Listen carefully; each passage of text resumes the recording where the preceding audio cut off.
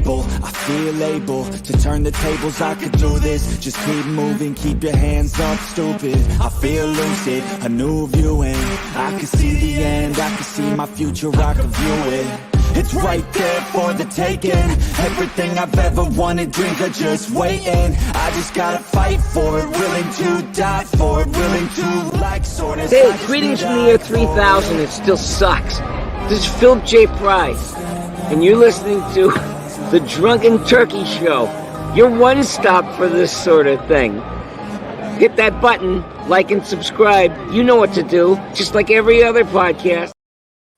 What is up, everybody? Welcome back to the Drunk Turkey Show.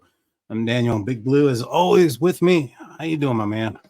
Doing good. Just enjoying my day off. I'm off today, so I might sneak in a beverage here in a little bit. I have to run off to get it. But dude, you go get a beer. I'm gonna get one too, man. I haven't had one in a while. It's been one of those weeks.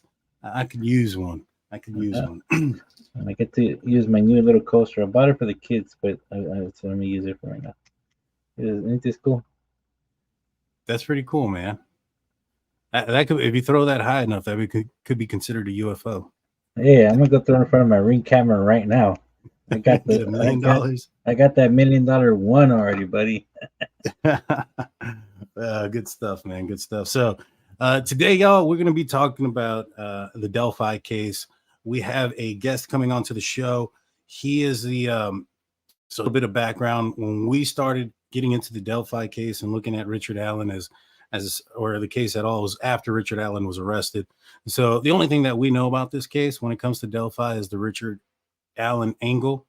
And you know, when I was researching it, I came across Delphi After Dark, where you know Rick Snay, who's the guy that runs the channel, he brought up that there was some possible like signs that were left out there, some ruins. And when it came to fruition, I thought, man, I got to get in touch with this guy because he knows what's going on. Rick Snay, welcome to the Drunk Turkey Show. How you doing, man? Hey, everybody. I'm doing just fine. Thanks for having me. Oh, you're welcome. Thank you for coming on. I see the instruments there. I hear you do some music. What do you do, man? I'm a bass player. My wife plays guitar. And I play bass, and she also plays some keys and everything. But we both sing usually, but my voice kind of is not reliable. I get sick and I lose my voice, and that's why I'm kind of gravelly right now. I'm just getting over it. Got you. You know, awesome. when I sing, it's just bad because I'm bad singing.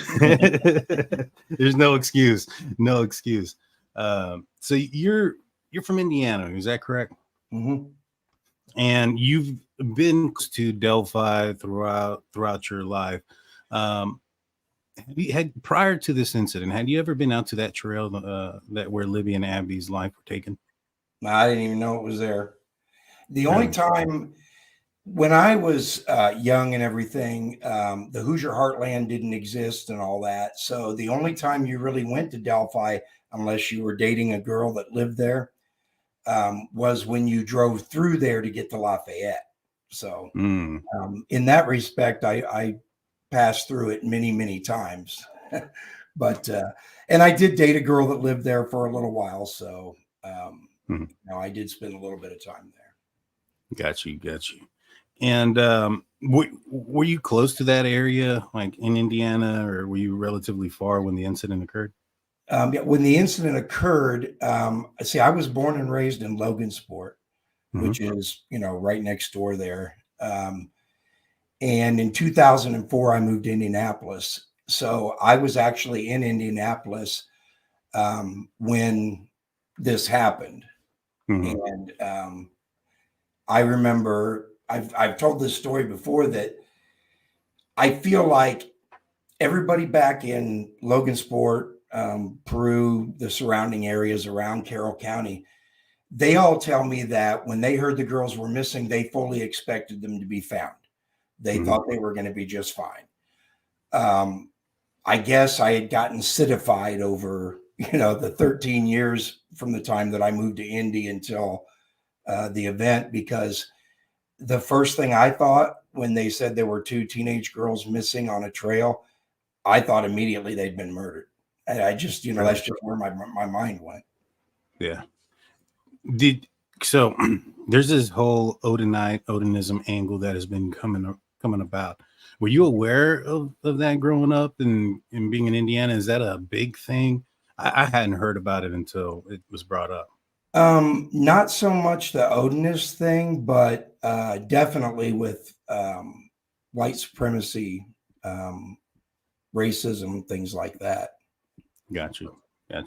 Yeah, I think I had seen one of your old shows. I think you had Judy Melvin, something like that. Julie Melvin, yeah. Yeah, and y'all were talking about that, and I was like, wow, that it definitely sounds like that in that area. So when did you first hear about the Norwegic symbols or the cults that were possibly at the scene? Well, let's see, it's October, a little over a year ago, because it was before Richard Allen was arrested. Mm-hmm. And I had heard, the rumor that I heard was that there was an Ansus carved into a tree. And that's what the F symbol is, with the slanted downward. I had heard that was carved into a tree. And then probably back in, I'm going to say August, might have been July or August, I found out that it had actually been drawn in blood. And I'm pretty sure I'm the first person that ever mentioned that being drawn in blood. I don't know. I mean, some people say that somebody else mentioned it first, but I'm the first person that I know of that mentioned it. Yeah.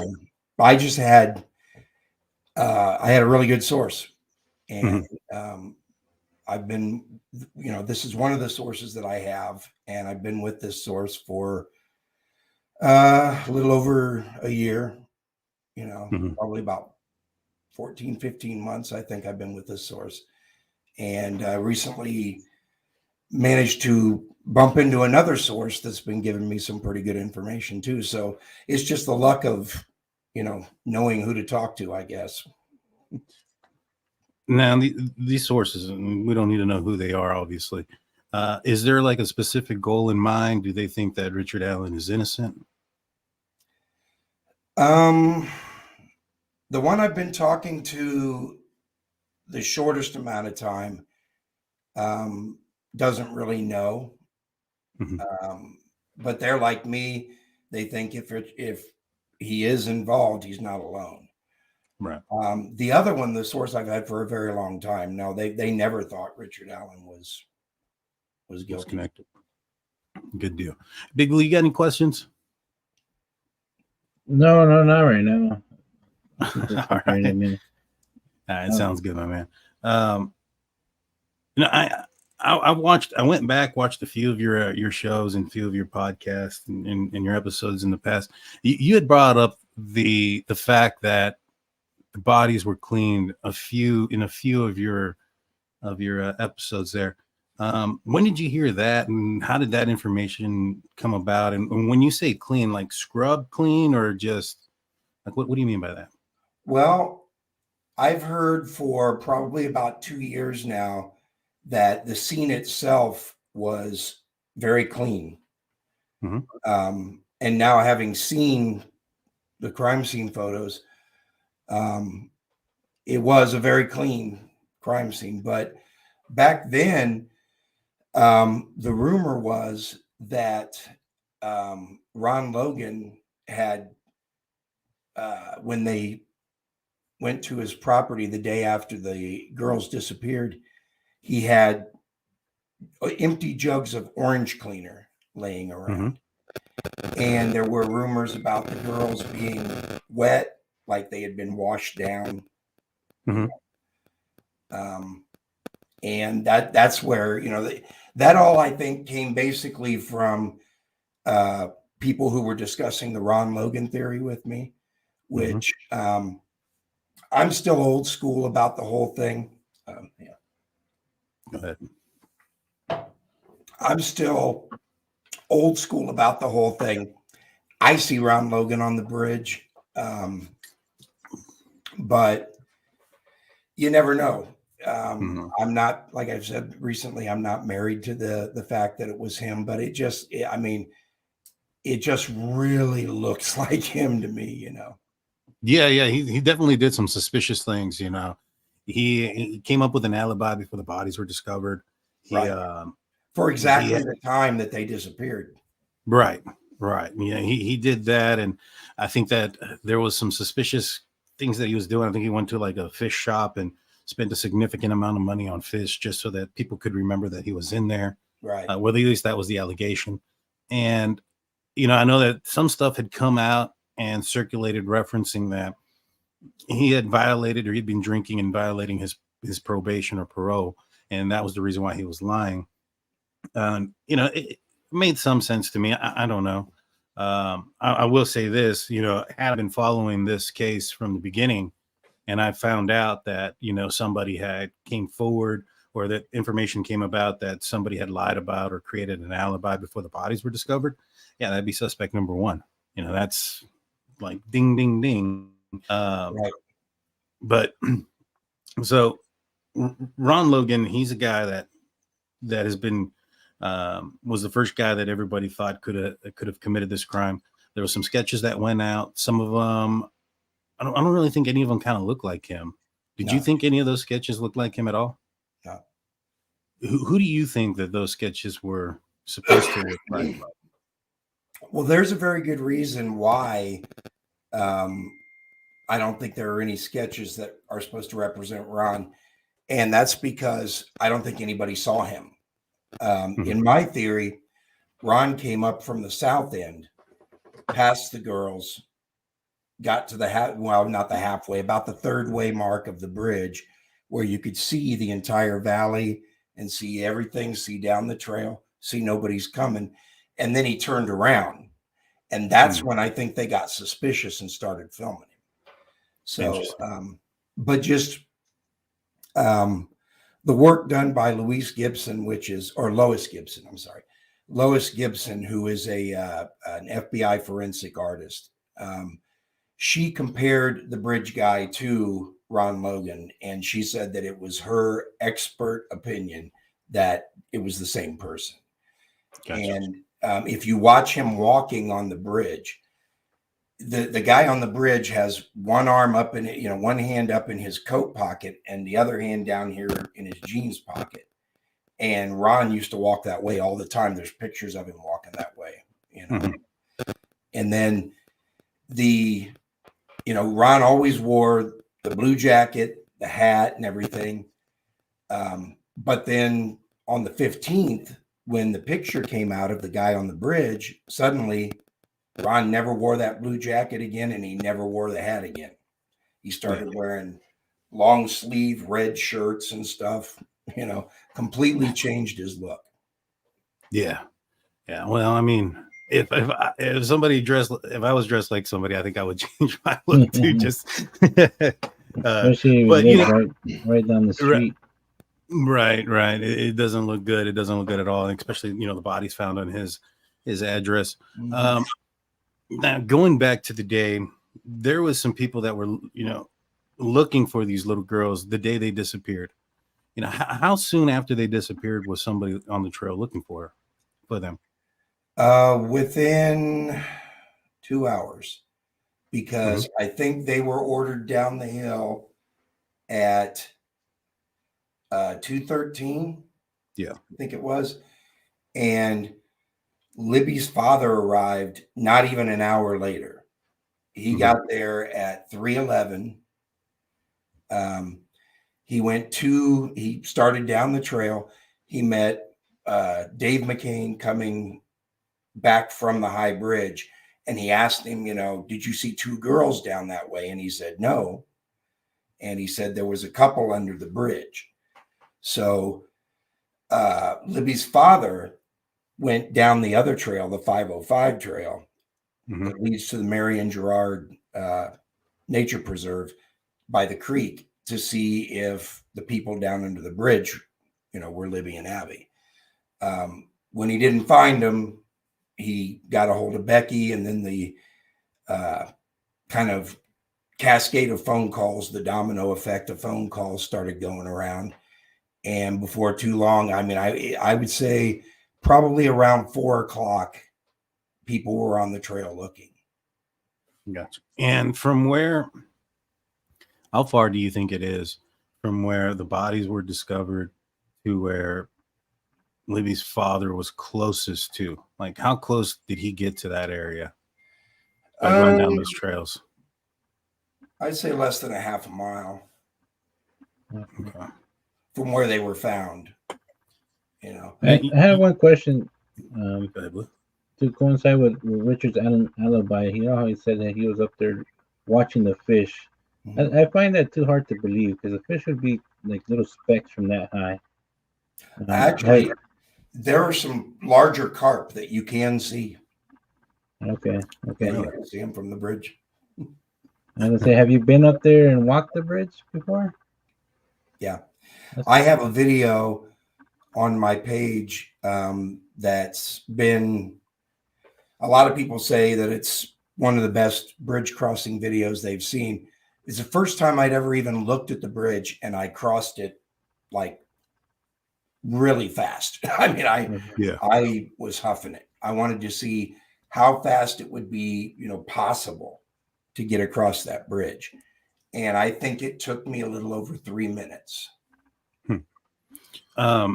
It looks like a pretty scary bridge. Yeah, I'm scared. I'm terrified of heights. I don't think I could cross it. Yeah, it's pretty spooky. Well, I remember that they rebuilt it, didn't they?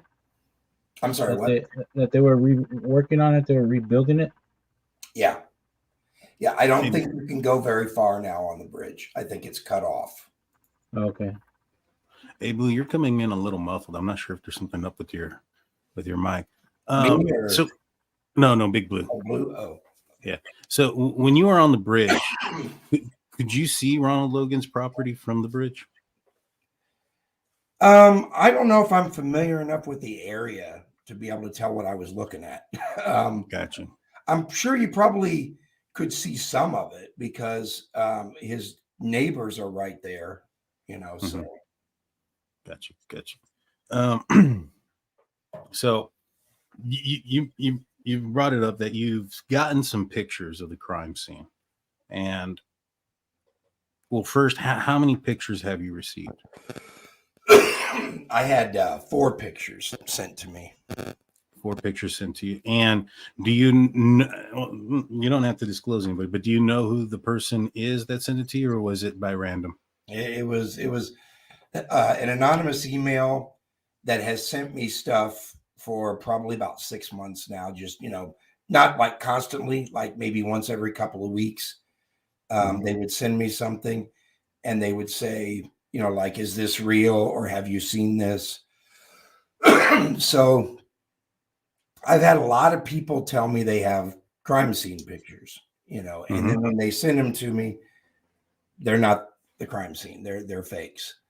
Right. But this person, they emailed me and said, I've got something to show you. And they said, let me know if you think it's real or not. And the very first one I clicked on was Abby. And the minute I saw it, I knew it was real. I knew they were legit. Gotcha. Were the girls identifiable? Like, as if somebody saw the pictures, they could definitely identify that those were Libby and Abby? If you knew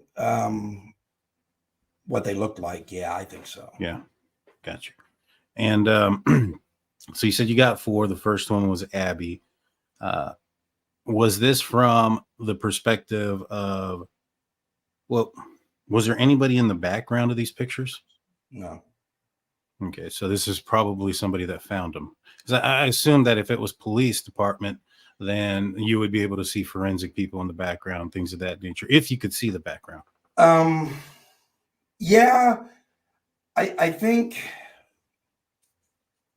I tend to think that they were some sort of official photos because it seemed like the way the pictures were taken were to show certain aspects. And I think that they were probably some kind of official source to begin with, but they weren't really pictures. They were pictures of pictures. There was one where you could see a cursor in the picture. Oh, gotcha. So you knew it was a picture of a computer screen. Got you. So it was, I'm guessing, I mean, it could have been somebody as disconnected, to the main body of the investigation as a paralegal, Right. that's doing something with the files. Now, in these pictures, and I'm assuming you could probably get a clear picture or a clear view of the scene. Did there look like there was any discoloration to one side or one part of the body that wasn't on the other side? No, not really. No. Okay. What about like swelling to the face? If you could have seen that, was there one side, not the other side? You couldn't really tell. Gotcha. The reason why I'm asking is because sometimes when a person passes, the gravity will take place and the blood will pretty much pull in one part or another part of the body, and that'll end up it'll be darker, it'll be purplish, right. And stuff like that. So my thing is, if there was some, like for instance, if the top of the forehead was like purple in the eyes and the face, then that's probably upside down, right? Yeah. They were both kind of pale, very pale. Gotcha. Very pale. Yeah, well, I believe they would be, because from what we read is that they were drained pretty good amount of their blood out of their body. So they wouldn't have the normal swelling that normally bodies would. They wouldn't bleed from the orifices as much. They would still, but not as much as if they were bled like the documents say they were. Yeah, so exactly. The blood, what did the ground look like around them? Was it covered in leaves? Were there sticks? Were there dirt? What was the ground like? Leaves. There was leaves. So you would have been able to tell if they dragged them anywhere? And was there any sign of that? Oh, gotcha. So no sign of dragging.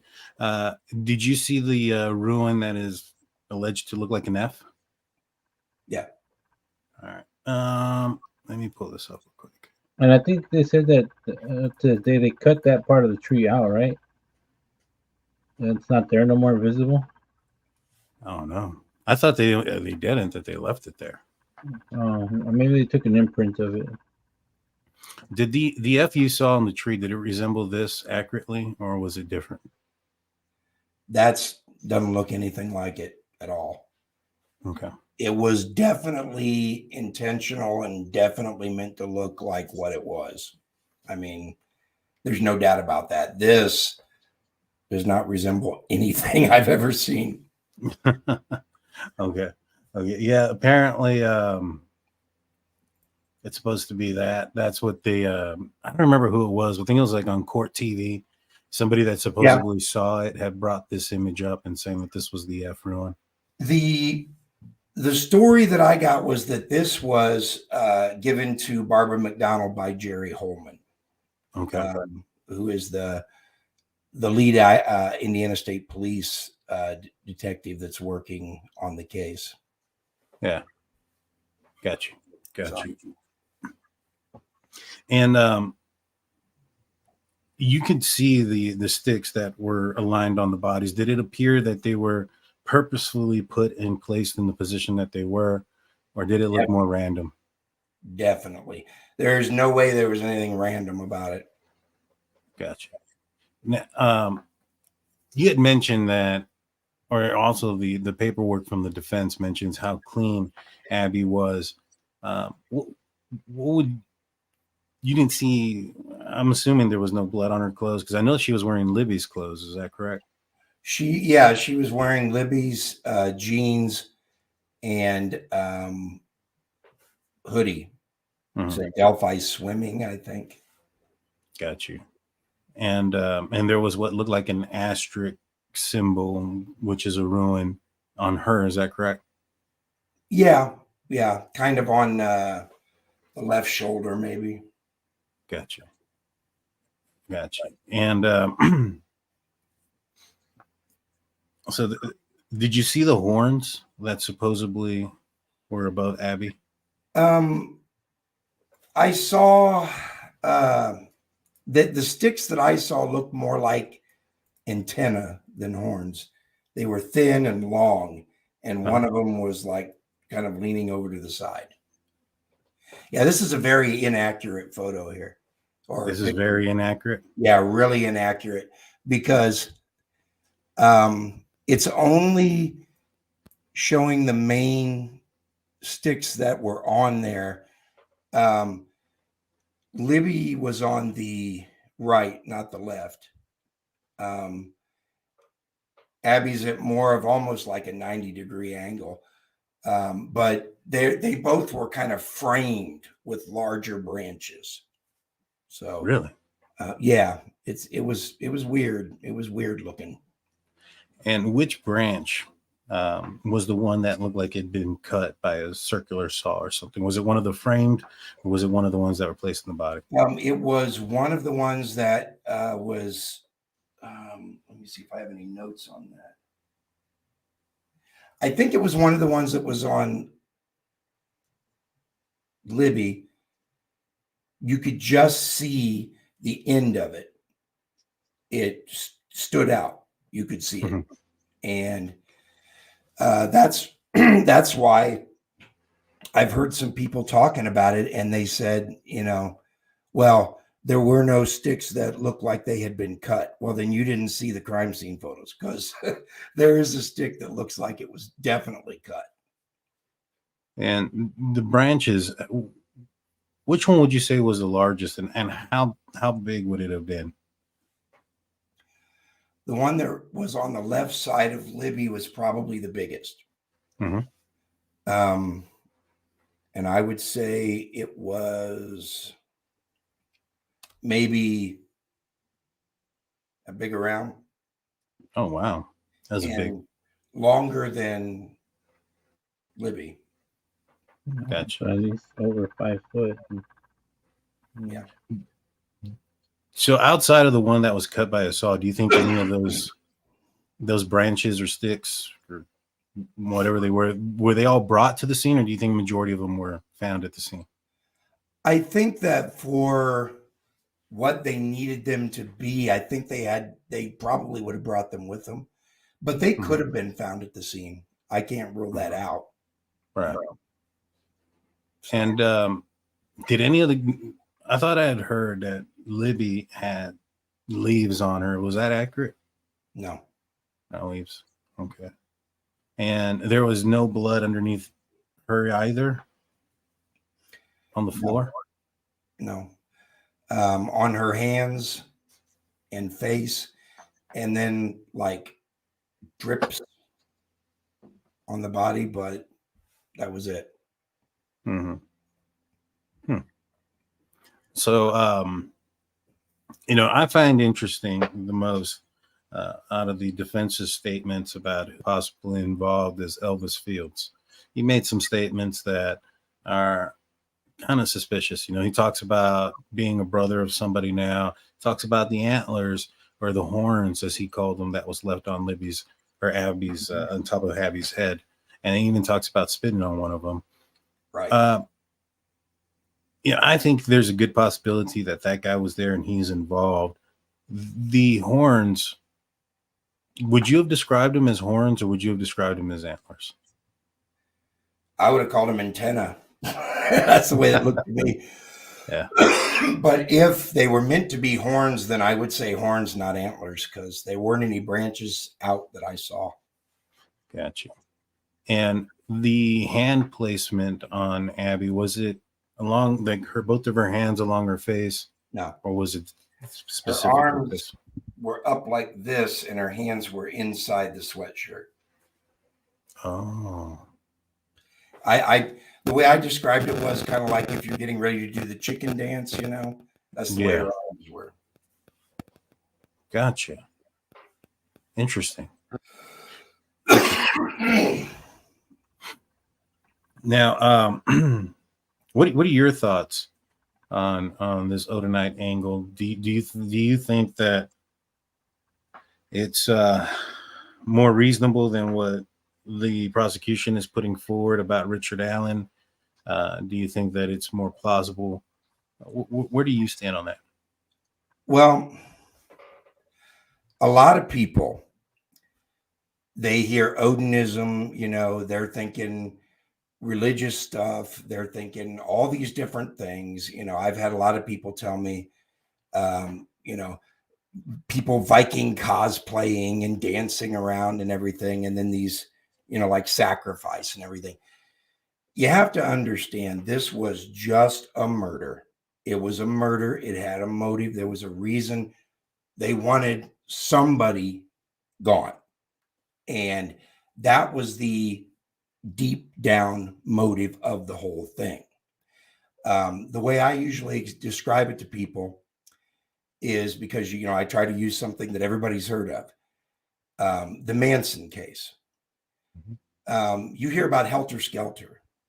Helter Skelter was just the thing that Vince Bugliosi, the prosecutor, used to tie all of them together and make them all equally guilty. He had to have some way of making Charlie guilty because Charlie didn't kill anybody. So Helter Skelter was just the thing he used. And it was also kind of the thing that Charlie used to get the kids to kill for him. But in reality, the reason they were sent to the Tate residence was because it was the former residence of Terry Melcher, who Charlie felt had screwed him out of a record deal. Right. And he was angry. And that was the whole thing. So, of course, he had to come up with some other reason why they were doing it. We're going to start Helter Skelter and all that. That was just to get everybody to follow along. These guys are nothing but criminals. They're nothing but thugs. And don't think of it as a cult. Don't think of it as a religion. Think of it as a gang, because that's what they are. They're a gang, like a motorcycle club, Yeah. They're just a gang. That's all they are. Now, is that across the board or these specific, I can't remember, it starts with a V, Vandal? Vinlanders. Yeah. Is it those specific ones that are kind of like a gang, or is it across the board when it comes to the Odinists? There are several different types of Odinists. Some of them actually are pretty religious, and they are not at all racist. They're very inclusive. They bring everybody in. Then you have your ones that are racist, but they're not really violent. Then you have your other section, which is they're violent and they're racist. And you can read about these guys. The Vinlanders, the whole thing got started back in like 2003. But when they decided to do this in Indiana, one of the guys that was the founder of the whole beginning of it in Indiana had come from a skinhead group, and he was pretty violent. Now he's since made amends and turned around and turned his life around. But when these groups get started, they just like any other gang, they got to have a way to make their money that supports their activities.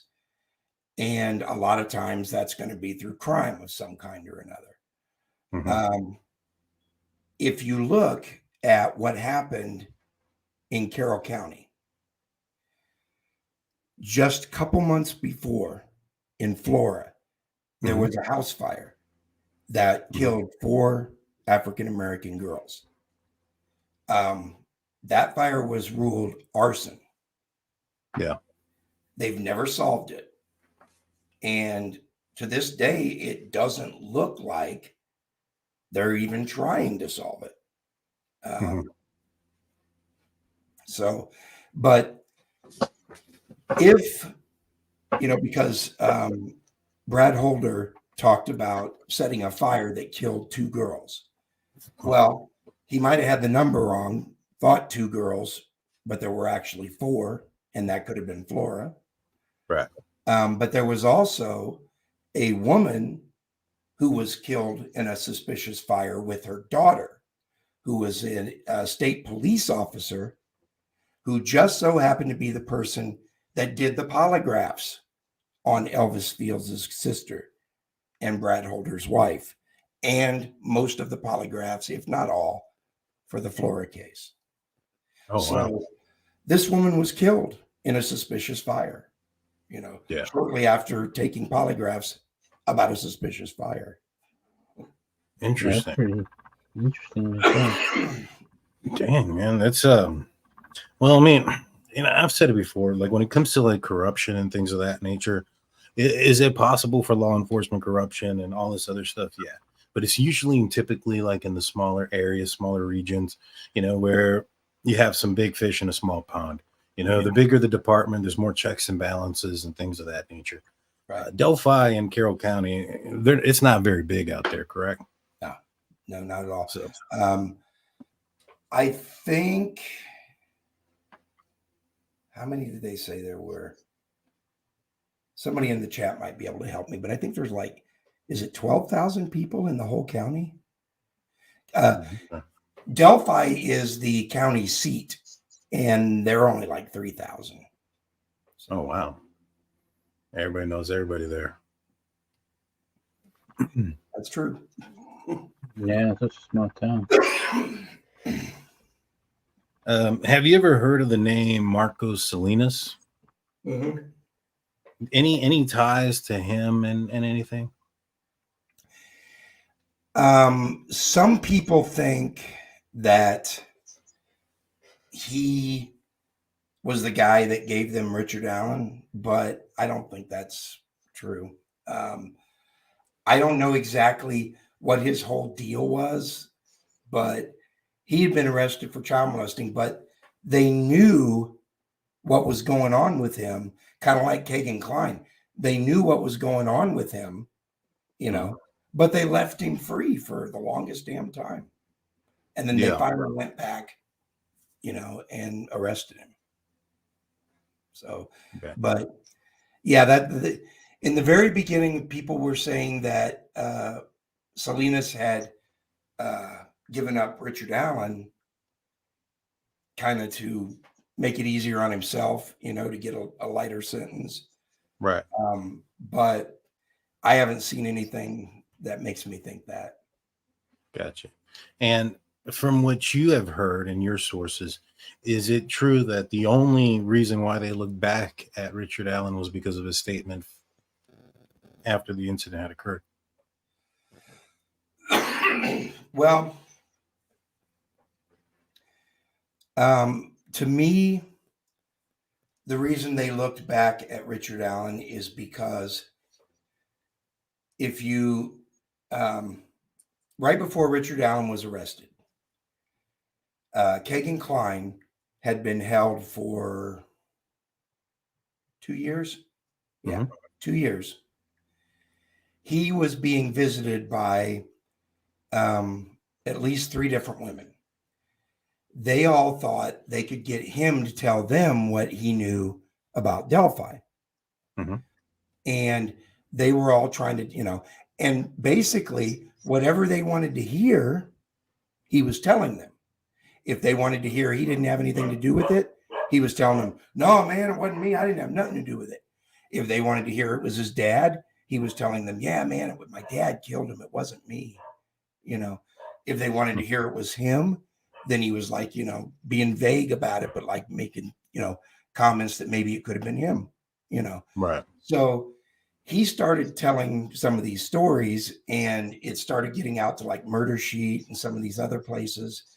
And the police transcripts didn't help much at all because they're allowed to lie. And a lot of people won't realize that. So some of the stuff they were throwing at him and accusing him of was totally bogus. But, they were making it up. But people think it's true because they don't know that cops are allowed to lie when they interrogate you. Mm-hmm. So Keegan was putting all this effort into, fooling all these women or whatever. And there was one in particular, they started to believe his story. The cops were listening, to her. And that's where the river search came in. Keegan told them that he was waiting in a red Jeep for his dad, and his dad killed the girls. And then he came back, and they were driving home. And when they were driving over the bridge, over the Wabash, he threw the knife out the window. I apologize for my voice. It's not usually like this. That's all right. But so they believed that, and they had the river search. And then toward the end of the river search, here comes the cop chopper with Carter in it. Yeah. And then they took Keegan to Miami County Correctional. And this next part came directly from Keegan. He told me this when I talked to him the day before he went to prison. He said they took him to Miami County, the Grissom Air Force. It's now a prison. Mm-hmm. They showed him general population, and they took him back to a room and told him, now either you tell us what we want to know, or we're going to put you in general population and watch you get beaten and raped every day. And he finally told them, I don't know anything about Delphi. So now, here it is, August. There's a sheriff's election coming up in November. Months before, Tony Liggett had won the Republican nomination for sheriff. Well, in Carroll County, that's the sheriff's election, because there's never a Democrat running. But this time, people started getting frustrated about not having any progress on the case. So a guy named Pinkard entered as a independent. So Pinkard was running against Liggett, and he was doing pretty well. And he was beating him over the head with the Delphi case. So in August, all of a sudden, they didn't get their confession out of Keegan like they thought. In fact, they found out Keegan didn't know nothing. That's why Richard Allen was arrested. They had to have somebody. They had to make an arrest. They made sure that they got those records, the documents sealed, so nobody could see them until after the election. So that's why Richard Allen was arrested. Interesting. Now, I because I think. Oh, go ahead, Blue. So what would Keegan benefit blaming his dad in the first place? He was just telling them what they wanted to hear. He was just, he told me one of the women, who's very infamous in the case, one of the women was telling him she wanted to marry him. She was going to sell her car to bail him out. He told me, he said, hell, she was going to bail me out. I would have said anything she wanted to hear. So. Gotcha. Makes sense. Man, that's so you're friends or acquaintances with Keegan Klein's father, Tony Klein. Is that correct? Yes. And there's been a lot of speculation on his part and on part of his son, and if they knew. Apparently they all went to Vegas at one point and had some questionable interactions or something of that nature. How much of all that is true? Not much of it. People talk about, they ran off to Vegas. Now, Tony showed me the paperwork for his vacation. He put in for that vacation in October of the previous year. So yeah, it was planned far in advance. When they went out to Vegas, Keegan, he did a search for Sandy Hook bodies. Well, a lot of people say, Sandy Hook bodies, why would he do that? Well, we have a saying on Delphi After Dark, context is king. And the context of that search was, at the time, Alex Jones was telling his listeners, go out and look on the internet. You can't find bodies of Sandy Hook victims anywhere, because he was saying it was a fake. Right. But actually, the reason you couldn't find the bodies is because the press didn't take pictures of the bodies because they were babies. Yeah. They were 5 and 6 years old. Yeah. Yeah. No, that makes sense. Did Tony Klein ever think that Keegan was involved? He had his doubts. Mm-hmm. He had his doubts. Now, I've always had this one question about, oh man, Google Earth has changed on me. Let me see. About a couple of things. And let me pull up the good old Google Earth here. So apparently, it's supposedly that Richard Allen's 2016 Ford Focus, or his 2009 Ford Focus, one of those two, is seen passing by the Hoosier Hardware store on 300 North. And he's heading towards the old CPS building, according to what they're saying. I'm not familiar with this area. Like, where would he be coming from to be traveling westbound on 300 North? He would have been coming from, I'm trying to get a look at it here. If you, you got the Freedom Bridge, and the Hoosier Heartland goes under the Freedom Bridge. Okay. Yeah. 300 is a little road that comes off and goes around. There's like a bridge that they call Old 25 Bridge. Mm-hmm. And it goes underneath that.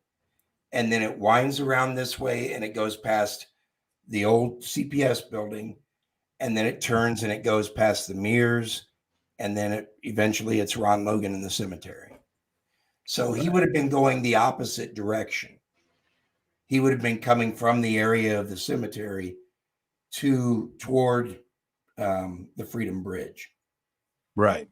Yeah, that was my question. Is like, all right, he lives west of this area. His work is west of this area. Mm-hmm. Like, I heard you asked that the other night. Or yeah. That the other night. Yeah, that was my biggest question. And I always thought, maybe perhaps he was coming from Ron Logan's area. But after hearing what was going on, the possible, ritual sacrifice that may have been happening, I think maybe perhaps he was at, maybe with somebody at the site, regardless of who it was. Somebody, all right, you've seen the scene. Mm-hmm. Do you think that somebody could have created that scene with the materials there, or do you think that somebody would have had to have dropped off some certain things, pre-planned this? They could have created it. I think it would be difficult because they needed the sticks to be certain shapes. So I think it would be difficult, but I think it would be possible to do it. Yeah. Gotcha. I wanted to address a question I saw up here. Somebody asked what about Keegan searching for the Marathon gas station in Delphi that's within walking distance to Allen's house? He didn't do that. That was a rumor.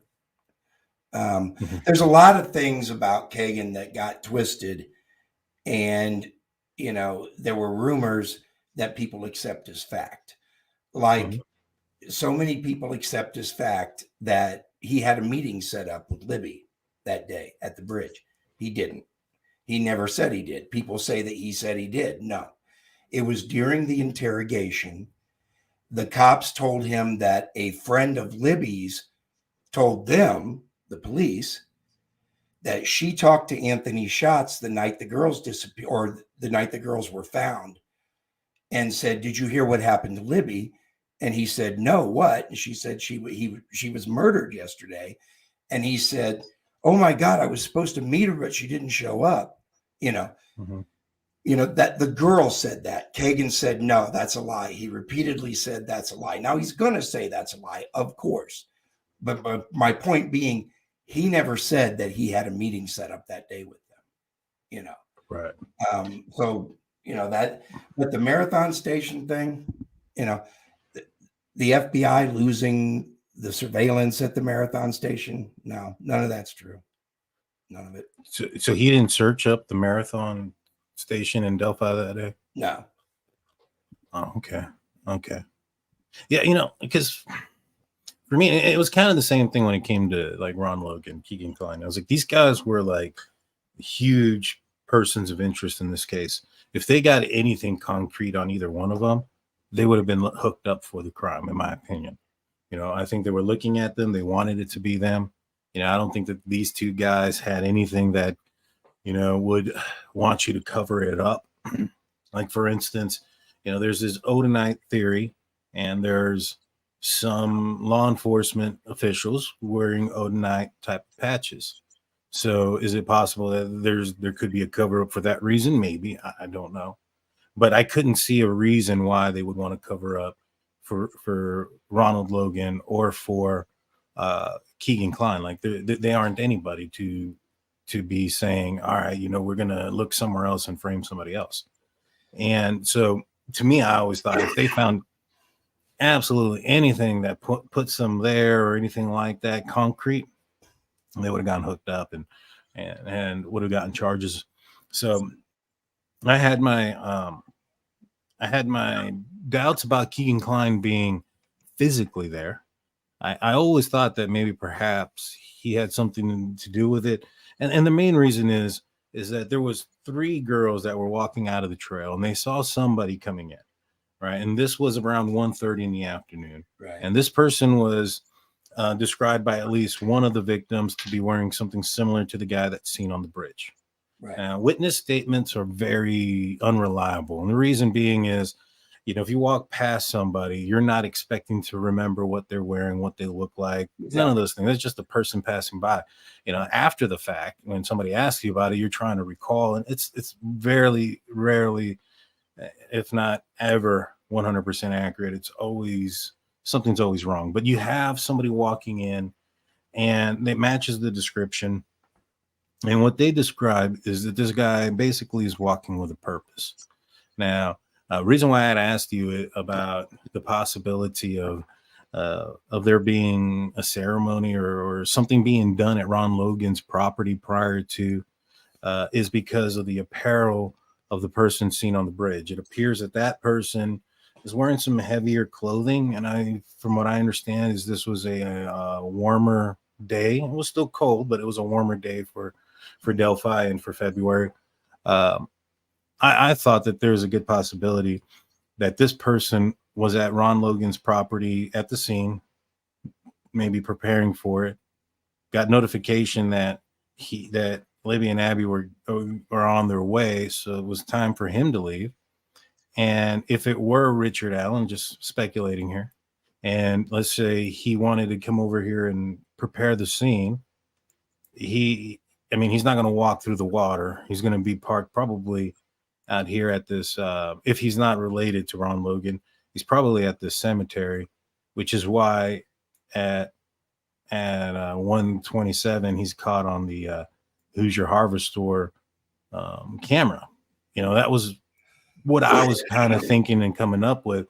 And then when I saw the apparel, I thought, that kind of makes me believe that this guy had been out there for a while. So with all that said, has there been any rumors as to, or any of your sources come out saying what the motive was for Richard Allen? Because apparently there's no tie between him and Odinism. Is that correct? Not that has been discovered. No. Right. So, mostly for some reason, law enforcement with this case has been dead set from the very beginning on making it a sexual crime, a sexually motivated crime.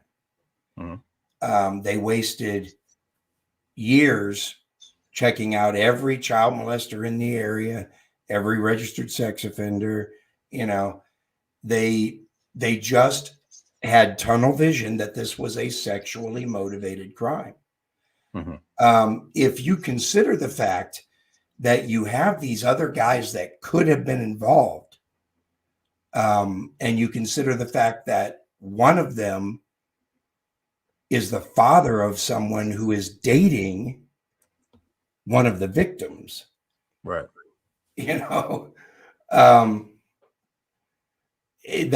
to me, you should look at that a little more close. But you know,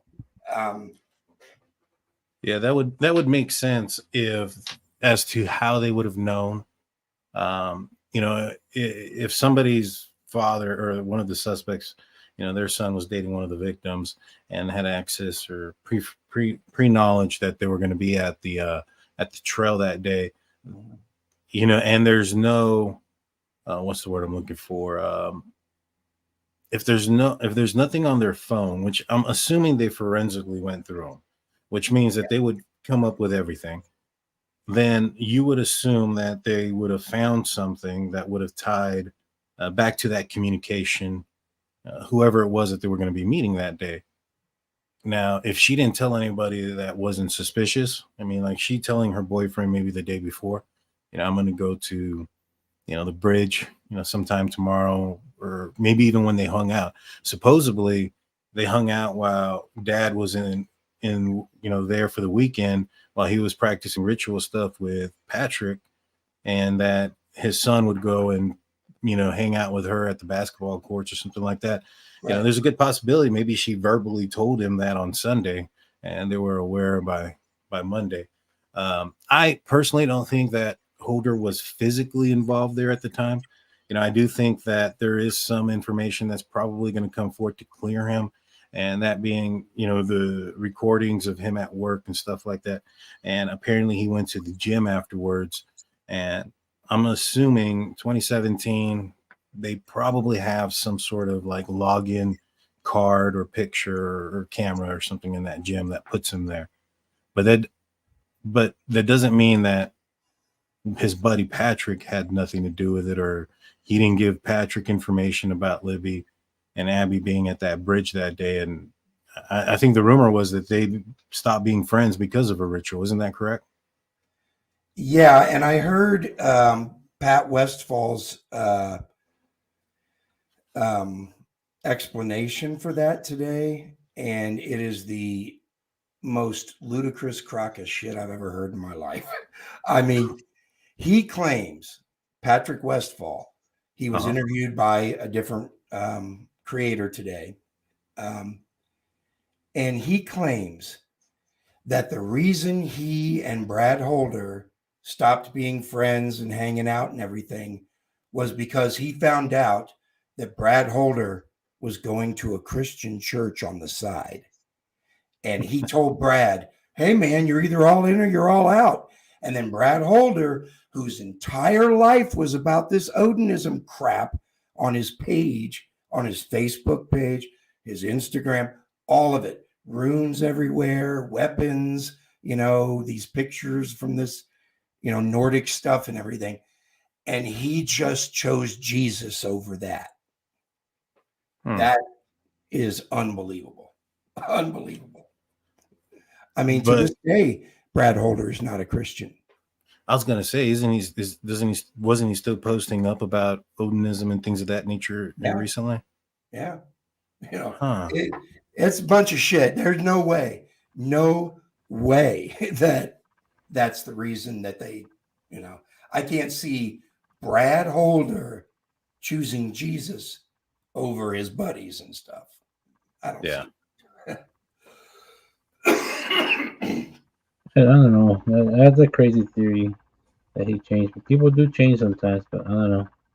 My question I had was real quick was, I know you've been to a few of the court hearings. Between when they first arrested Richard Allen and the way he looks now mentally, do you think he's even capable of being put on the stand? I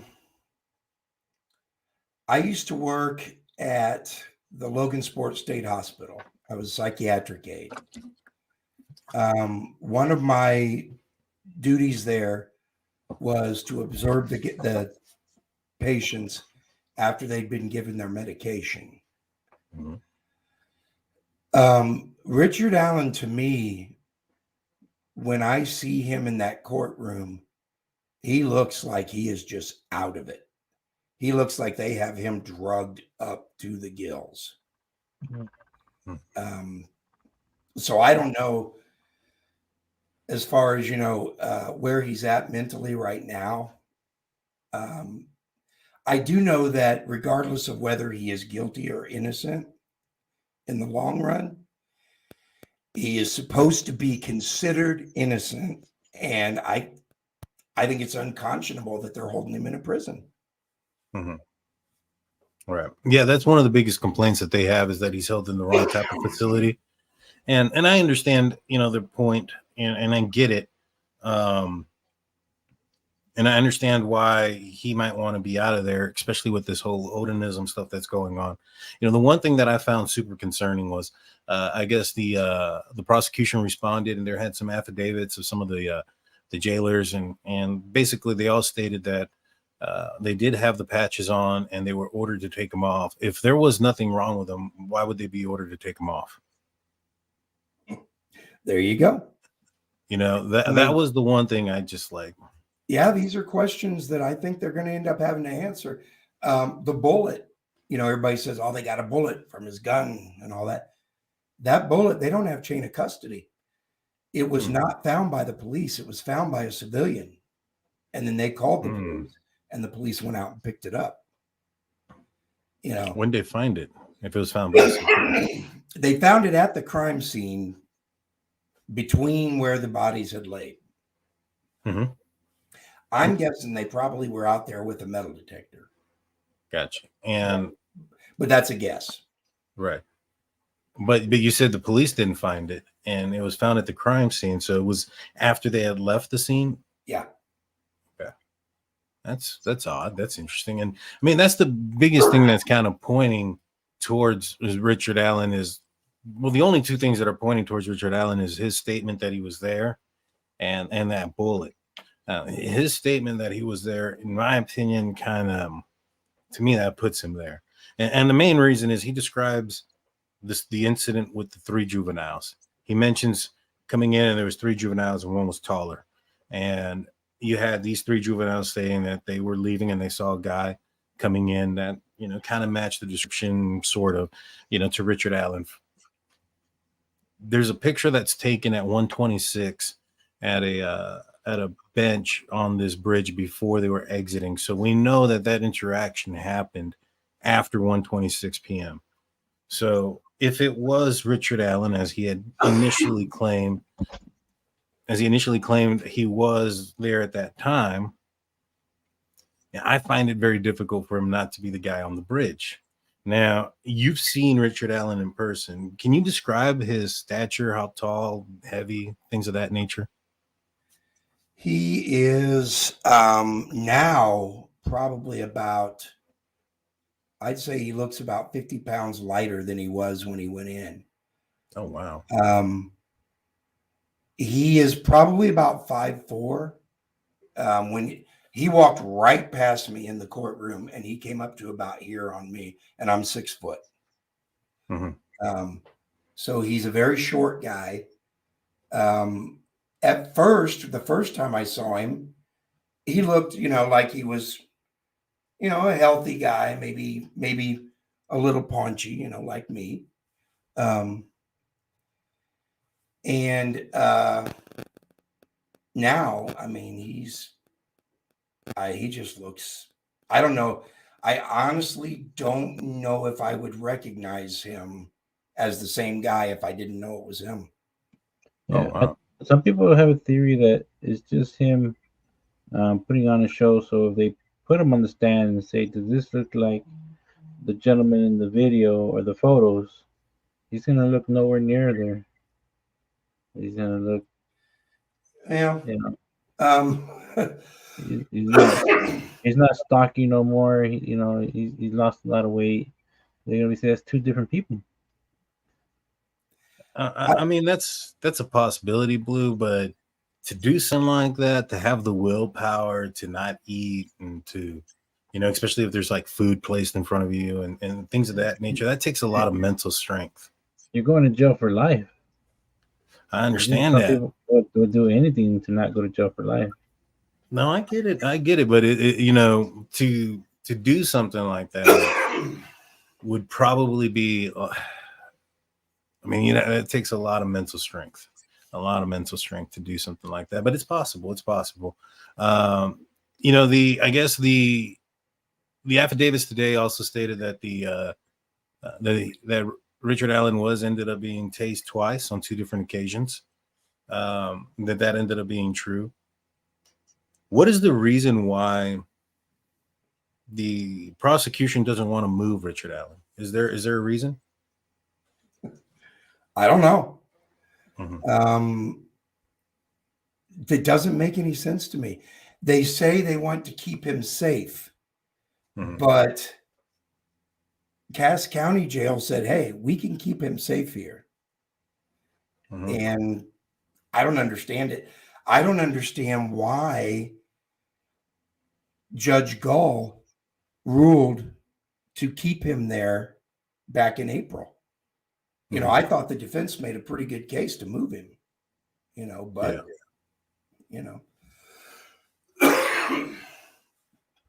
So when do you think court's going to happen? I'm going to say probably the summer. The summer? Good deal. You think that they're going to allow cameras in the courtroom? I think eventually they will. Yeah. I think there's going to be an outcry. So, somebody's asking me if I will speak about the sketchy credibility of Dan Doolin. Who's that? Dan Doolin is the conservation officer that was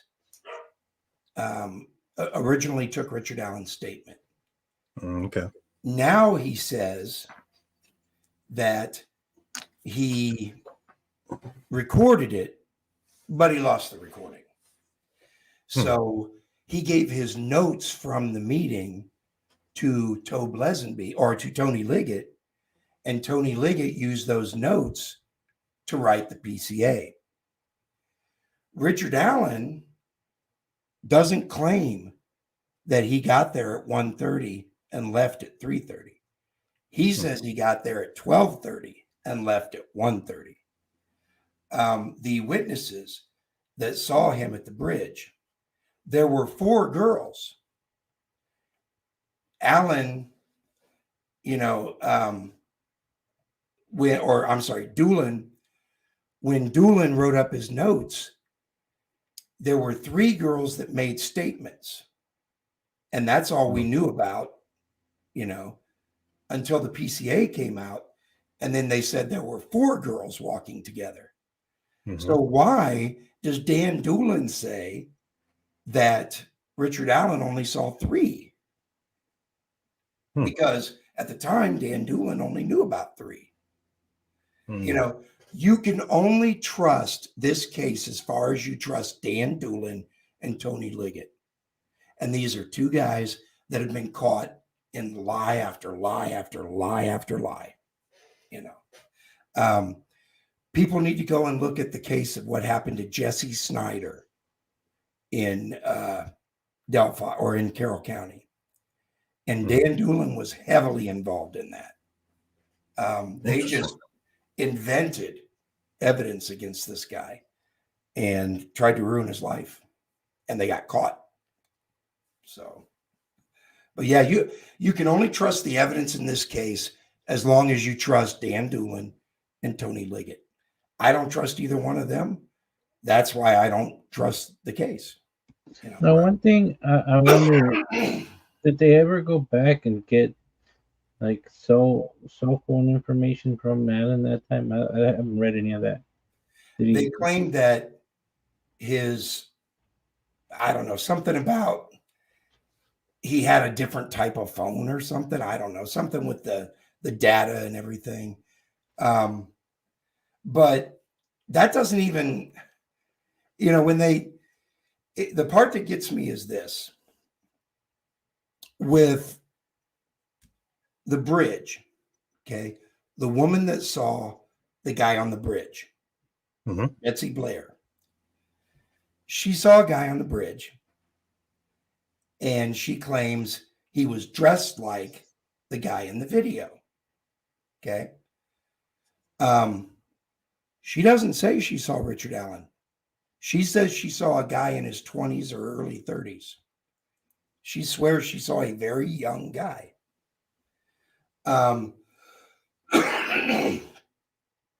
The first sketch, the source of the first sketch, the old guy sketch, that was a woman named Sarah Carball.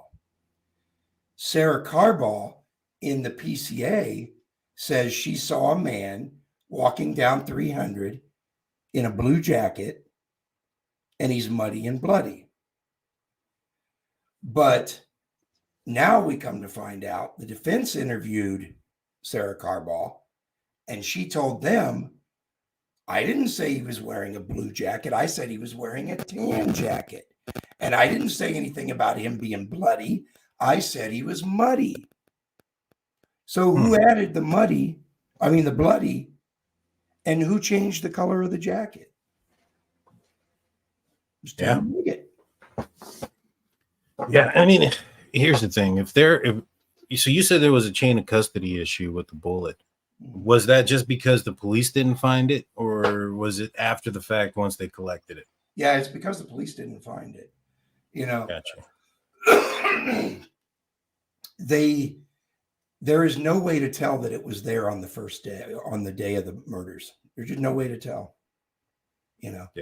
Like there's no evidence whatsoever that they were there where they were found the day before. Here's the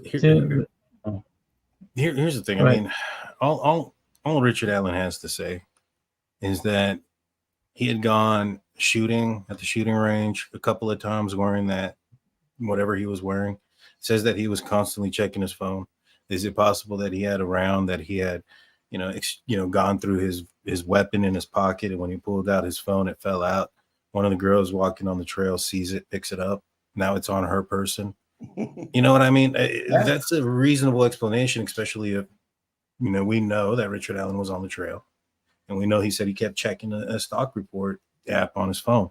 So, I mean, that's how I would, if I was, his defense attorney, I'd say, hey, I mean, even if it was his bullet, isn't it possible that, his round came out of his pocket when he was checking his phone, while he was on the trail? And, given the fact that there was so limited amount of people that were on the trail at that time, that, if the girls came across it, they would come across it and maybe perhaps pick it up.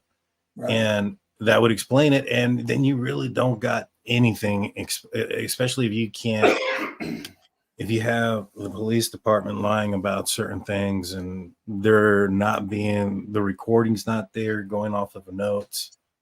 Yeah, that don't sound like a very strong case to me. Yeah, I mean, if that bullet makes it to trial, I'll be shocked. I'll be really shocked. Yeah. I want to address something about Ron Logan. I saw somebody saying that if you still think that Ron Logan had any involvement in the crime, that you don't have any credibility. But let me explain something. Ron Logan's phone, and we're not talking here, this was the FBI doing GPS location because they used it when he used his phone. Okay.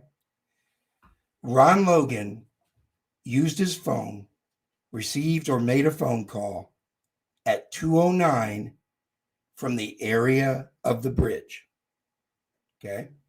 This is how they knew that he had made up an alibi, because he said he was gone on his way to Lafayette at 2:00, but his phone was still at the bridge. Ron Logan asked his cousin for an alibi before he knew the bodies had been discovered, before he even should have known the girls were killed. And he asked for that alibi to start at the exact time the girls were abducted. Nobody knew what time that was. We didn't find that out until a couple days later. But somehow Ron knew to ask for an alibi at 2:00. Okay. Now, the next thing that's suspicious, people say, well, Ron asked for an alibi because he didn't want to get caught driving. They knew he drove. They knew he drove all over town. Like you said, everybody knows everybody in Delphi. The cops saw him driving all the time. He wasn't afraid of them finding out he was driving, So then you have the fact that at 8 p.m., okay, well, before that, you had somebody standing just across the bridge where the bodies were found and telling people that came that way, oh, you don't need to check here, check over that way, right? This has been verified by many people that were searching that day. That if that person hadn't stopped them, they kept going where they were going, they would have found the bodies. I don't think so, because I don't think the bodies were there yet. At 8 p.m., Ron made a text from the area where the bodies were discovered. He made another text at 10 p.m. from the same spot. So for some reason, Ron was out there right where the bodies were found at 8 and 10 p.m. That's why I can't dismiss Ron as a suspect. I'm not saying he definitely is the guy on the bridge. I'm saying until I see something that convinces me that somebody else is that guy, that's who I see.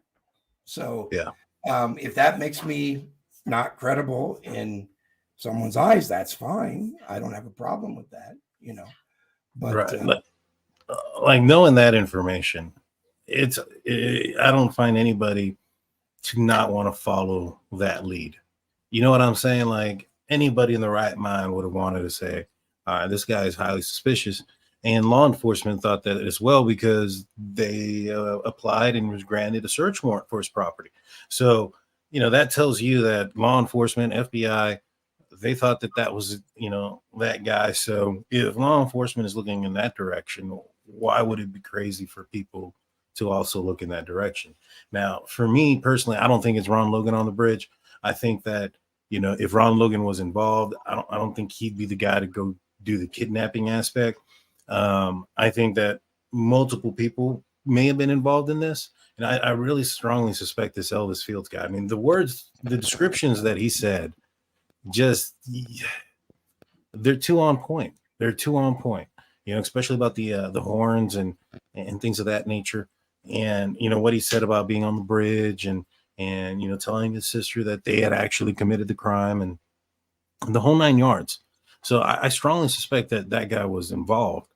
But my thing is, if there's multiple people that are involved, I don't think you send out the 70-something-year-old guy to do the kidnapping part.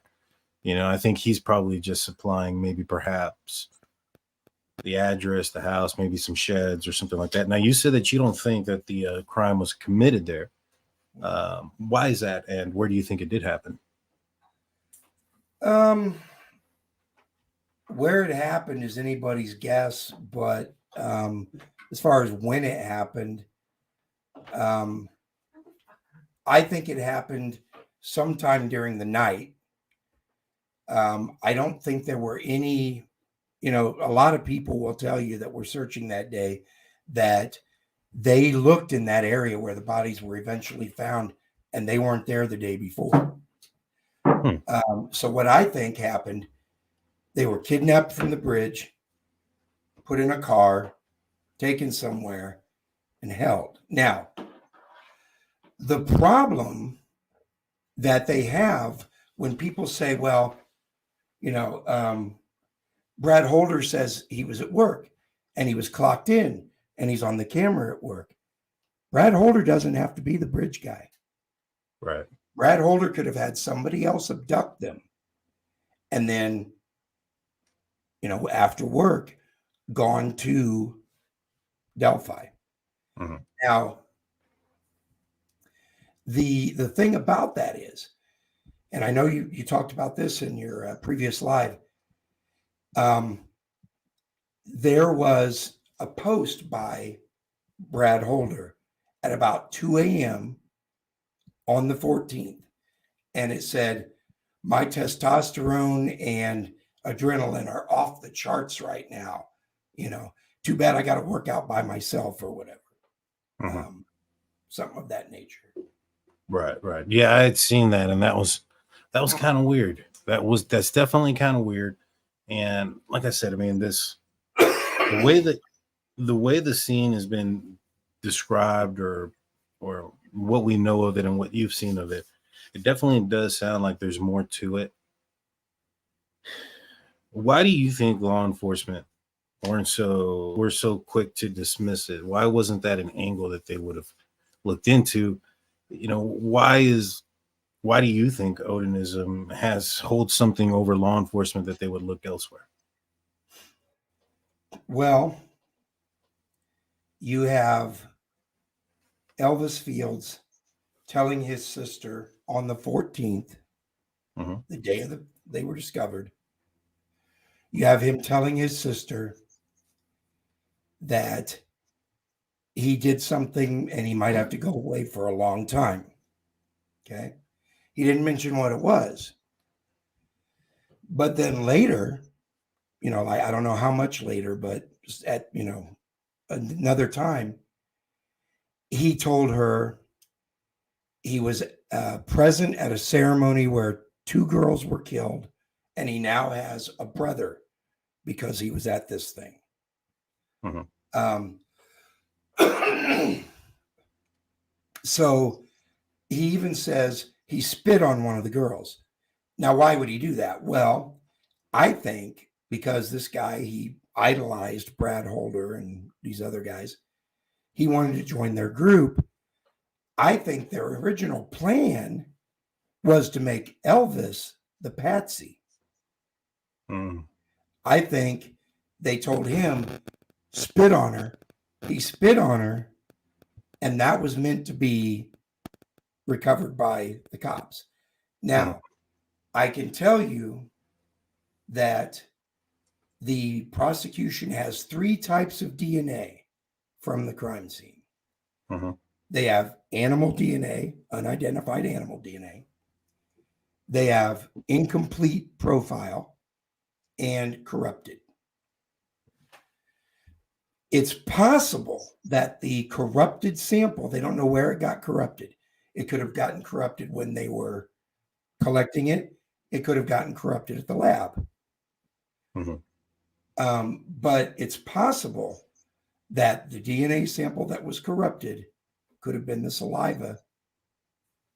Yeah, that makes sense. I mean, if he's saying that he spit on one of them, there should be something there. Yeah. And Anna P comes in with a $9.99 super chat. She says, so much don't make sense. I don't trust the prosecution or the officers in this case. Is it possible for a special prosecutor to be assigned? That won't happen. Yeah, I don't think so. Not at this point. It should have happened in the beginning, but it won't. Right. Yeah, I agree. It won't happen now. Is Indiana a death penalty state? Yeah. Are they going for that in this case? They haven't said. Mm-hmm.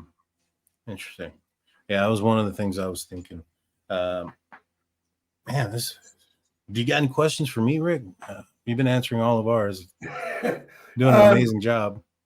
Not really. I didn't really. I just kind of had some things in mind that I wanted to make sure I got out, and that was pretty much pretty much what my whole deal was tonight. Yeah. So you don't think that?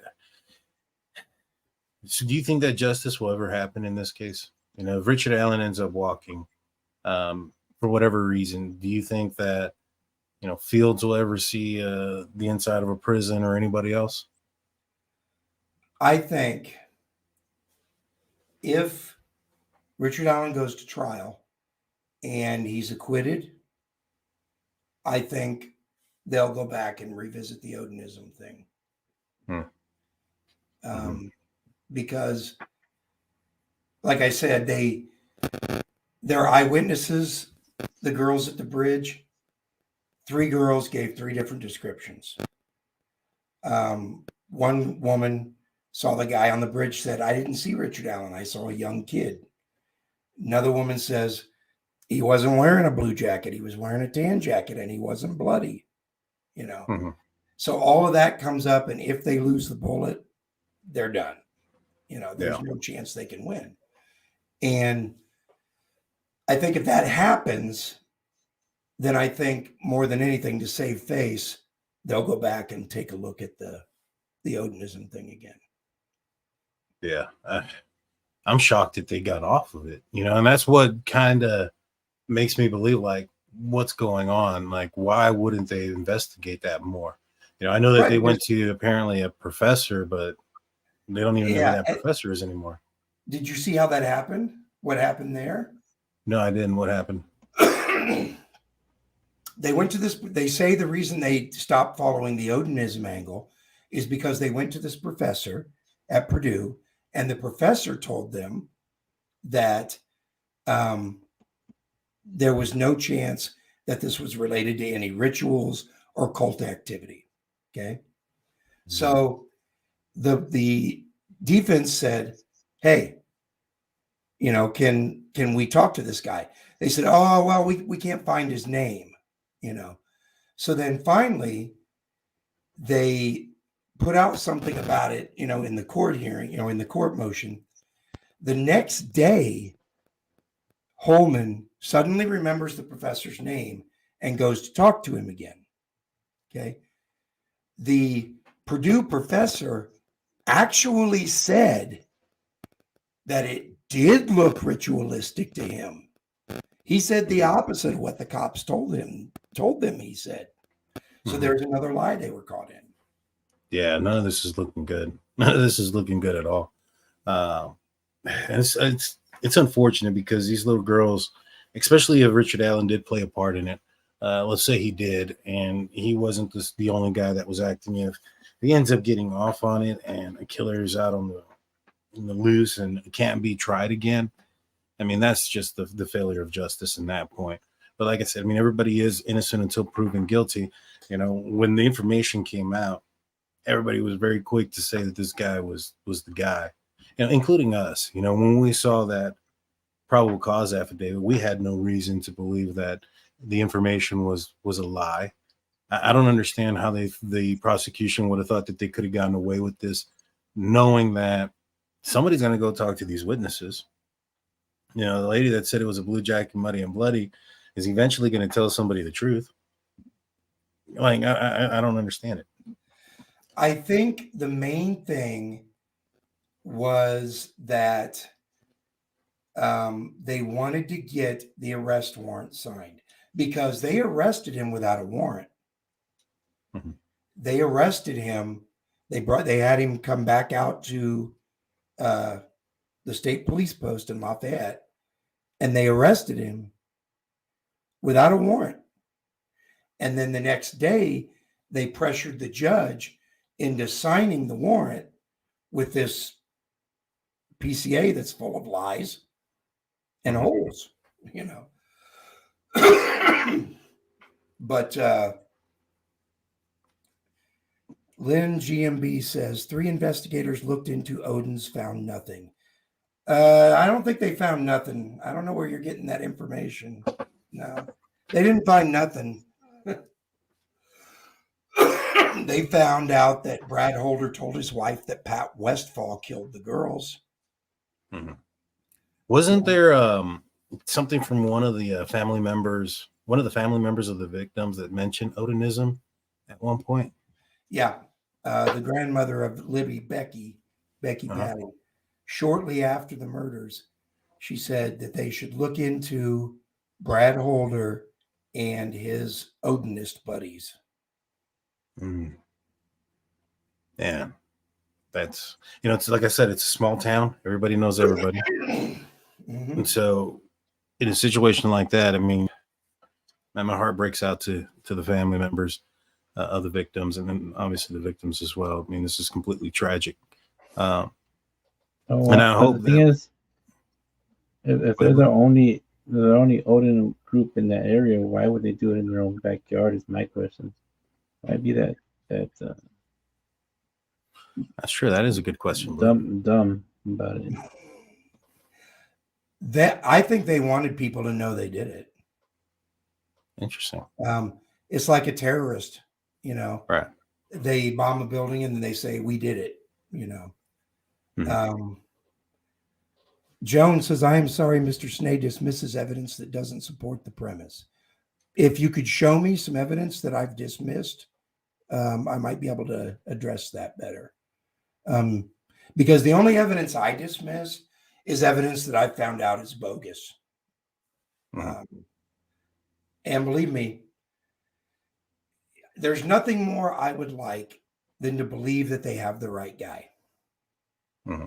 I want to believe that Richard Allen's the guy. I really do. Yeah. But everything that comes out points somewhere else. Right. Yeah. I mean, the Odinism, avenue is just, that's crazy. I mean, everything or the ritual avenue, and not looking at that, I mean, I found it insane. I mean, there was officers that were, right? There was 3 of them who continued the search through this. They thought that there was so it wasn't just like the prosecution that are saying this. Other law enforcement officers who had privilege to the crime scene, privilege to everything, also thought that this was a connection, correct? Mm-hmm. Yeah, mainly because of certain things that appeared at the crime scene that also started appearing on Brad Holder's Facebook page. The runes that were from the crime scene. He posted a picture of 2 women lying in a forest that looked like they had been murdered. And they were positioned somewhat similar, not exactly, but somewhat similar to Abby and Libby. And Elvis, here's the thing. Elvis telling his sister, I put horns on Abby because she was a troublemaker. Okay. Mm-hmm. How did he know there were horns on Abby? Yeah. I mean, there's just so much about his statement that is extremely concerning, to the point where, did they ever bring him? I don't know. Maybe I don't know if anybody else knows, but Elvis? Yeah, I know they brought in his sister because they questioned him, and after the questioning, he said he didn't know nothing about Delphi. And as the officer was getting ready to leave, he ran back to the car and said, hey, I got to ask you something. If my spit was on one of those girls, but there's a real good reason for it, would I still be in trouble? And the officer was like in disbelief and was like, I can't answer that question. I mean, that's when you say, well, it's what's your good reason? You know what I mean? Like, yeah. But he didn't follow up. He just put it in the report and turned it in, Yeah, that's bad police work. That's horrible police work. You got somebody that's saying something like that. You kind of want to expand on that to a certain extent. Yeah. Now, there was rumors as to why these 2 girls were selected. I believe if it was the Odinism angle, that it was one of the victim's parents was in a mixed relationship, mixed race relationship. Was there evidence of one of the parents supposedly being in a mixed race relationship, or it would have had to have been Anna, because I know Carrie, and it wasn't her. I have heard that. I don't know that it's true or not.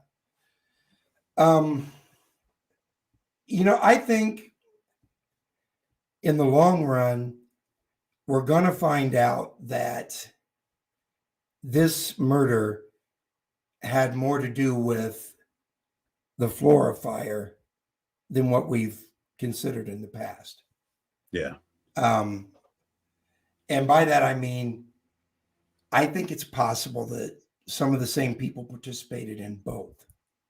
right. And this could have been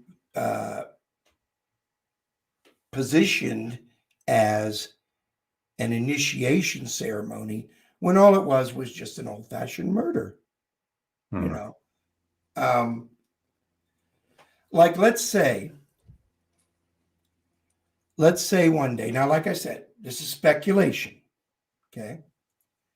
Let's say Logan Holder is with Abby one day, and he tells Abby, hey, you know what? My dad burned that house down in Florida. Okay. And then Logan starts thinking, maybe I shouldn't have said that. Or Abby starts talking, and it gets back to Holder. And Holder asks Logan, did you tell her that I started that fire? And he's like, yeah, there's a witness out there. They got to get rid of her. Right. That's a possibility, but you can't look at the statistical improbability of 4 young girls being murdered in such a small area in such a short amount of time. It's just bizarre, Wasn't there like an older couple whose lives were also taken, and Delphi or Carroll County was reached out about? I think that was another fire, wasn't it? No, it was an older couple where it just recently came out. I want to say one of them was like Peggy, I think was the female's name. I could be wrong. And it was a guy who was older, was balding, had hair on the side of his head, kind of curly. And apparently there was some ritualistic things that were found at that murder scene as well. Oh yeah, you're talking about the Kentucky case, Stevenson's. Yes. Supposedly, from what I heard, is they were looking into the similarities between the cases, but it not having anything to do with Richard Allen. Yeah, I don't think there was no connection to Richard Allen there. They were looking at it because of, maybe they found some Norse stuff there too, Yeah. So yeah, I think that's what I had read. I think that's what had recently came out, that there was some. It wasn't the same. Draw a connection to Richard Allen. Right. And from what I heard, it wasn't like the same, because I guess there's like different, like symbols mean different things, and there's different versions of different, I guess, languages throughout that entire thing. And apparently it's similar, but it's a different language through there. But it was a supposedly a ritualistic type of event, that the bodies were staged and things were put on the walls, is what I had heard, like maybe drawn on the wall, which kind of comes to, somebody drew on a tree, a ruin, and you have maybe perhaps somebody drawn on the wall. If it was also drawn in the blood of those victims, that matches. If there's a lack of blood there, and I believe, correct me if I'm wrong, there's supposed to be I think one of the girls had a stabbing to the neck and to the chest, and the other one was just slit across the throat. Is that correct? Yeah, I think they I know Libby's throat was cut. Abby, I know, was stabbed once in the neck. I've heard that she was also stabbed in the heart, but I'm not sure. See, I'd heard that it was when I mean, I don't know, that Libby was stabbed in the heart, but she wasn't clothed. That would be visual, wouldn't it? Based on Yeah, the crime I scene. mean, you'd be able to see it. Yeah. Yeah.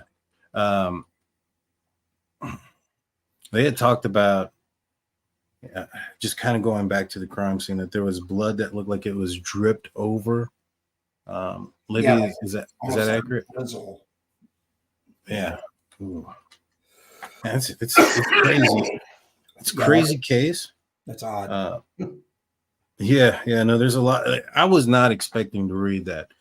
What I was expecting to see was something to the effect like the bodies were hidden or they were moved out of view. That's why it was moved and staged.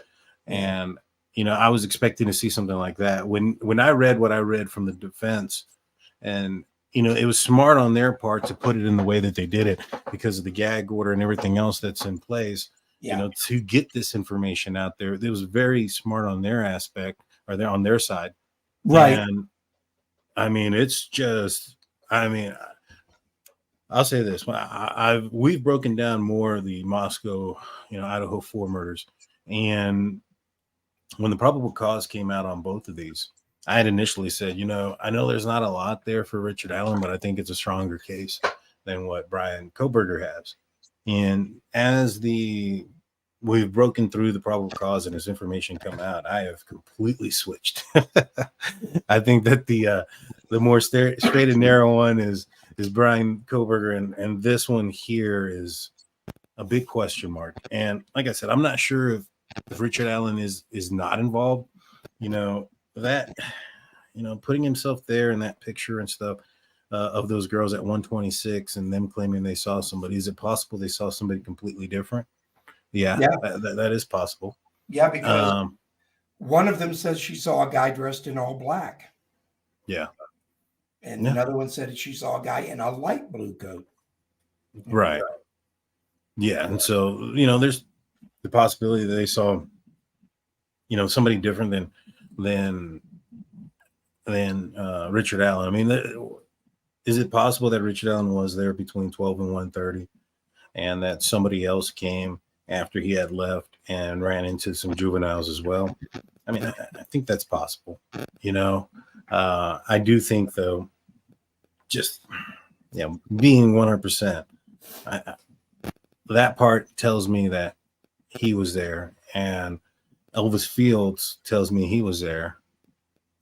I don't know how many other people were there, but you have a guy that is small in stature. You have a guy who, according to the defense, lacks some competency and his IQ level's a little bit lower. I don't know if those two guys can pull it off on their own. I don't know. Maybe there is third or have you ever heard of like how many people are involved in a ritualistic event when it comes to this Odinism stuff? Is it like a 2-person ordeal? Is it sometimes 10 people out there?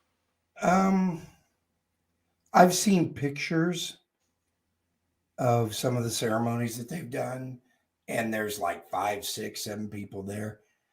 But according to Elvis, it was him and 2 other people. So I would think those 2 other people would have been Brad Holder and Pat Westfall.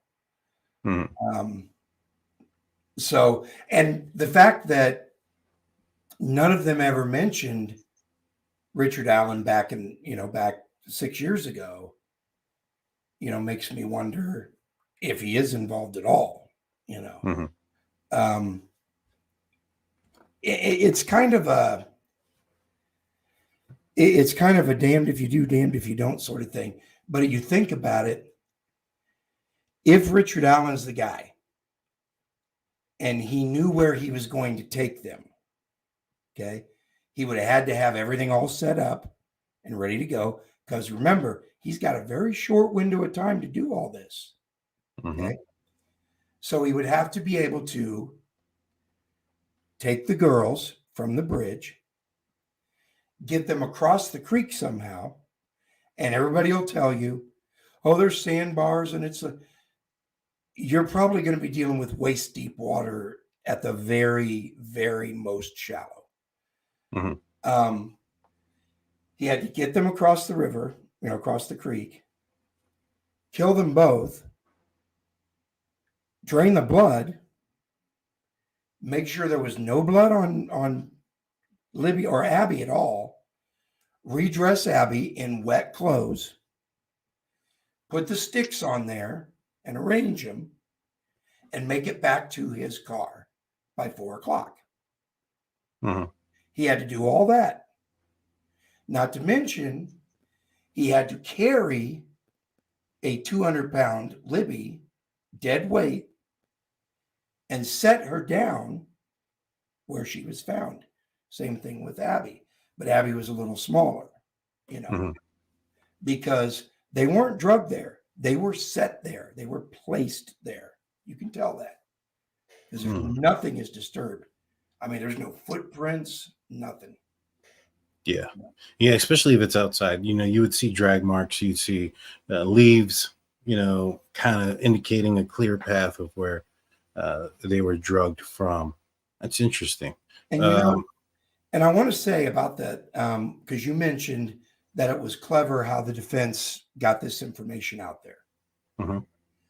And it was. We had a discussion on my channel about, was it legal? Obviously it was, because they're not in jail.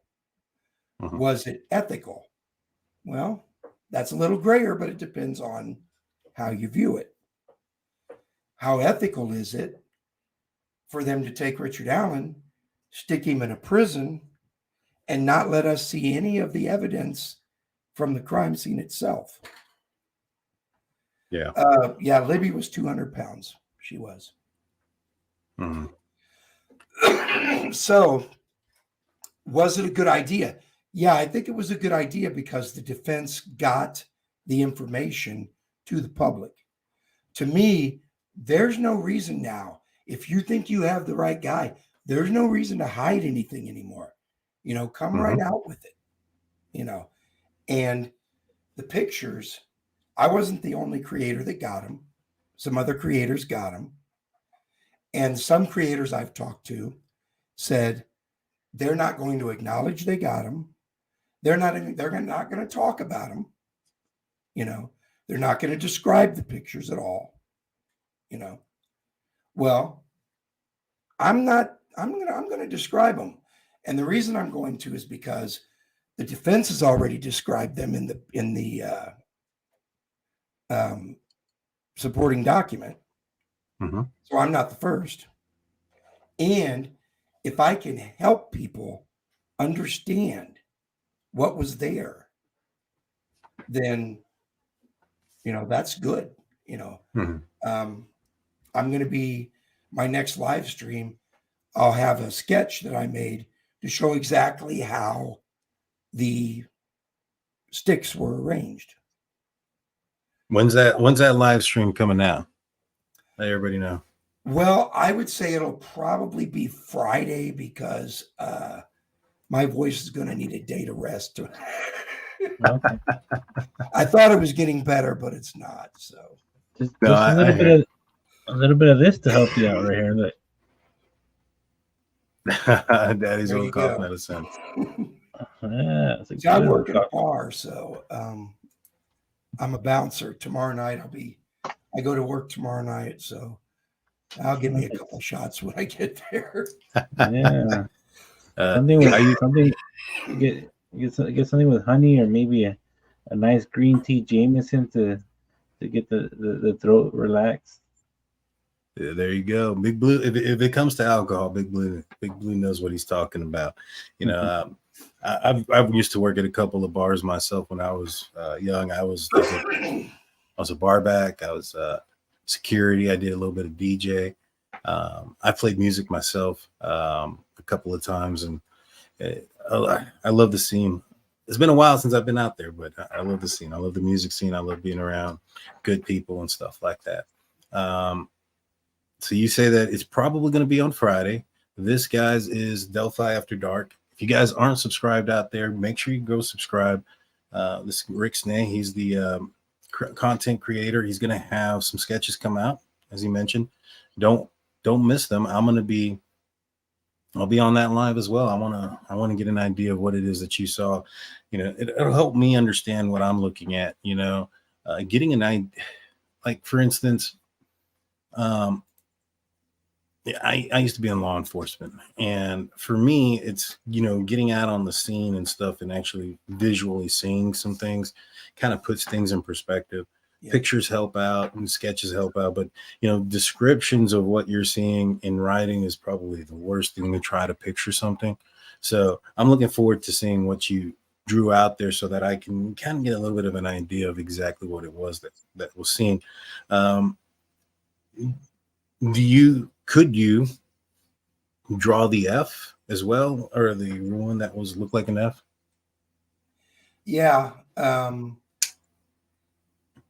If you've seen the picture that Barbara McDonald says is false, is fake, It's not. It's the real thing. Okay. So, to the person that said I probably sing like Joe Cocker, this is not my normal voice. I have a paresy in my vocal cords. So anytime I get a cold, I lose my voice. And that's why I took up playing the bass. I used to be a lead singer, and I couldn't be dependent on to always have a voice when this developed in like 2010. So I wanted to be able to still be involved in music. So I learned how to play bass, Gotcha. But I do have on my channel is kind of a variety type thing. There's a lot of funny stuff on there. You can find a playlist called Funny Bits, and that's what it is. It's a bunch of funny stuff that I did. But you'll also find a couple of samples of my singing when I don't, when I have a voice. Nice. It's not Joe Cocker. Very nice, man. Very nice. What's your go-to, like what your guitars? Which is your favorite? My favorite is my Ibanez. I'm a lefty, so I play left-handed. But I have the one on the all the way at the end here. That's an acoustic guitar that I really can't play it. My wife wants to teach me, and I eventually will let her. But when I have time to play, I want to play my bass. But then the other one, the one in the middle is my Ibanez. That's my favorite one. And then the one next to it is a Squire, which is practically a Fender. So it's a really good bass. But my Ibanez is probably my favorite one. I have a Ibanez bass. I have an Ibanez bass guitar, which I'm not a bassist. I used to be in a band, and what we did was I was the singer in the band, and we had a rhythm guitar player, a bass guitar player, and a lead guitarist, and I didn't play at all. And we ended up losing our acoustic guitar player, and we had some people come in or whatever, and I was like, screw it, I'm just going to learn it myself. So I self-taught myself how to play the acoustic. And one of my buddies who has another band, he asked me one day, he's like, hey man, we're going to jam out tonight. Do you mind coming over and jamming out with us? I was like, yeah. I was like, we need a bass player. Do you want to sit in for that? And I was like, I don't know how to play bass. And he's like, the chords, right? I was like, yeah, I know the chords. And he's like, you should be fine. So I get out there, and I'm playing, the whole 9 yards. And to me, I'm just kind of hitting the main notes, right? If it's an E coming in, I'm hitting the E. If it's a F sharp or whatever the case, right? I'm just hitting the main one. I'm not trying to do any walks or anything like that. My buddy goes, man, you did all right. Do you mind doing the gig and sitting in? And I'm like, well, what happened to your bass player? And he's like, oh man, he just quit today.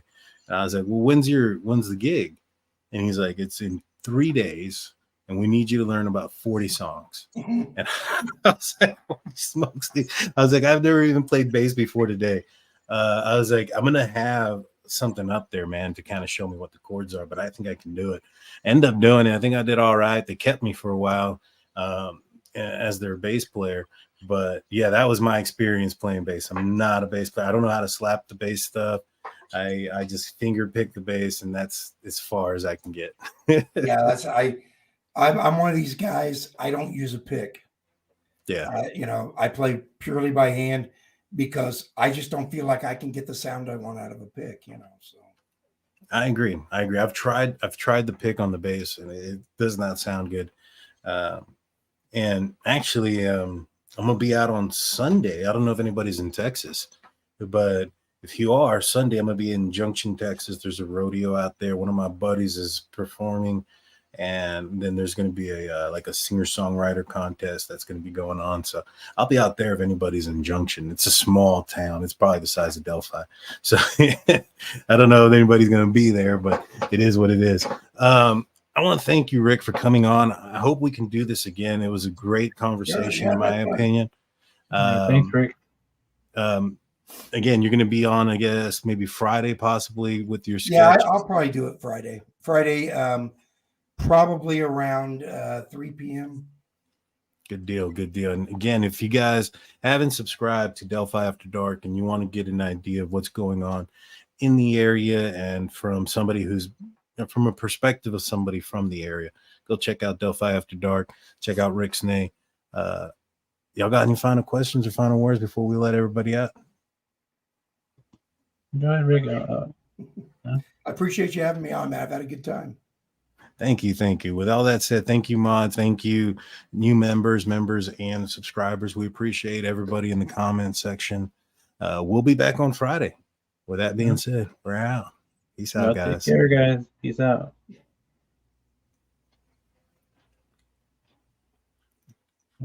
Sometimes this takes a while to end up. Yeah.